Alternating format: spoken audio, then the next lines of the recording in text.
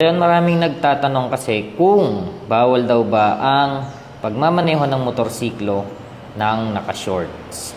Okay? So, as a general rule sa RA 4136, ang sinasabi ng dress code ay yung pagsusuot ng shorts ay pwede. No?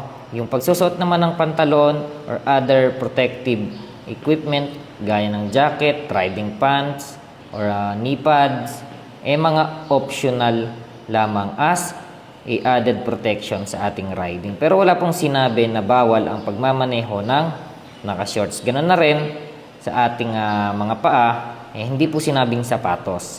Ang sabi ay closed footwear. So kung may mga nagtatanong kung pwede daw ba yung Crocs, pwede po yan. Okay? Kasi closed footwear siya. Siguraduhin lamang natin na nakastrap yung likod for added protection. Pero kung gusto mo naman na safe ka palagi, magsuot ka ng riding pants, riding gears, para masigurado natin na ligtas tayo ano man yung mangyari sa atin sa daan. Alright?